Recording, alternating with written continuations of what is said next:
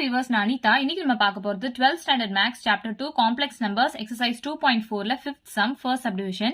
question என்ன கொடுத்திருக்காங்கன்னு பாத்தீங்கன்னா, prove the following properties ன்னு சொல்லிட்டு z is real if and only if z is equal to z bar அப்படின்னு கொடுத்திருக்காங்க. சோ நம்ம general form of complex number எடுத்துக்கலாம். z is equal to x plus iy தான general form of complex number. இப்ப z barன்றது என்னது? imaginary termக்கு நம்ம negative sign கொடுக்கணும். So, இந்த z bar நம்ம conjugate சொல்லுவோம் இல்லையா? So, conjugate னா imaginary partக்கு நம்ம negative sign கொடுக்கணும்.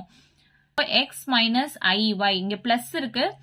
So, நம்ம இங்க minus கொடுத்திருக்கோம். So, z bar ஓட value x minus iy நம்ம சொல்லலாம். So, questionல if and only if z is equal to z bar அப்படின்னு கொடுத்திருக்காங்க. அப்போ இது ரெண்டுத்தையும் நம்ம equate பண்ணணும். x plus iy is equal to x minus iy. z வந்து x plus iy is equal to z bar ஓட value x minus iy. So, இது எல்லாமே ஒரு பக்கம் கொண்டு வந்துடலாம். x plus iy minus x, இந்த minus iy இந்த பக்கம் வந்துச்சுன்னா plus iy ஆயிடும் is equal to 0. So, இப்போ plus x minus x cancel ஆயிடுச்சா? So, இங்க 2iy is equal to 0 அப்படின்னு இருக்கும். So, y is equal to 0 நம்ம சொல்லலாமா? ஏன்னா இந்த y is equal to 0, இந்த 2i வந்து கீழே வந்துச்சுன்னா 0 by 2i வருமா? So, 0 by anything 0 தானே? So, y is equal to 0 ன்ட்டு நம்ம சொல்லலாமா? So, இங்க y is equal to 0 substitute பண்ணலாம். So, z is equal to x plus i into 0 ன்னு இருக்குமா?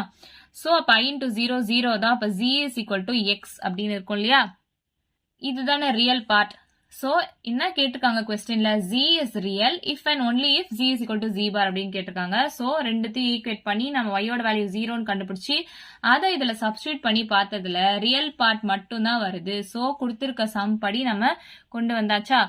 So, எப்படி எழுதலாம்னா z is purely real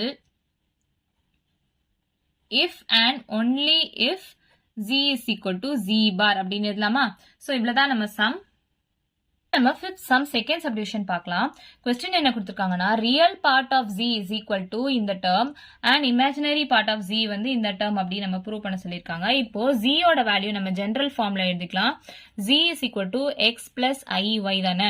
அப்போ z bar ஓட வேல்யூ நமக்கு தெரியும். z bar is equal to x minus iy. இங்க barனா conjugate அப்படின்னா imaginary termக்கு நம்ம opposite sign போடுவோம். So, இங்க plus இருக்கு, நம்ம இங்க minus போட்டிருக்கோம்.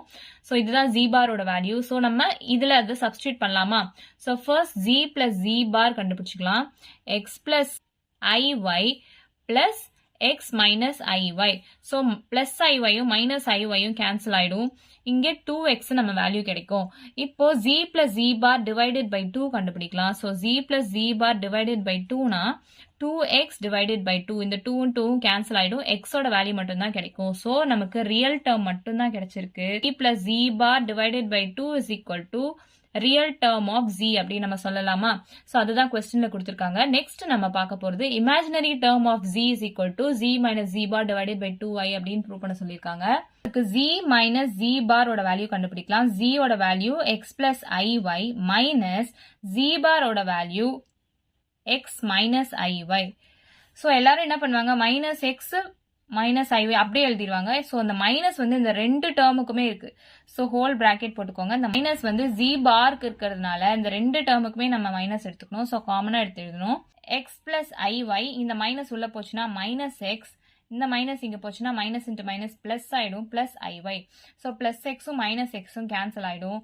2iy இருக்கும். இப்போ z minus z bar ஓட வேல்யூ 2i நம்ம கண்டுபிடிச்சிருக்கோம். question என்ன கொடுத்திருக்காங்க? imaginary part of z is equal to z minus z bar divided by 2i ன்னு கொடுத்திருக்காங்க. So, z minus z bar divided by 2i கண்டுபிடிச்சா 2iy divided by 2i. So, 2i cancel ஆயிடும், y வந்துரும். So, z minus z bar divided by 2i is equal to y.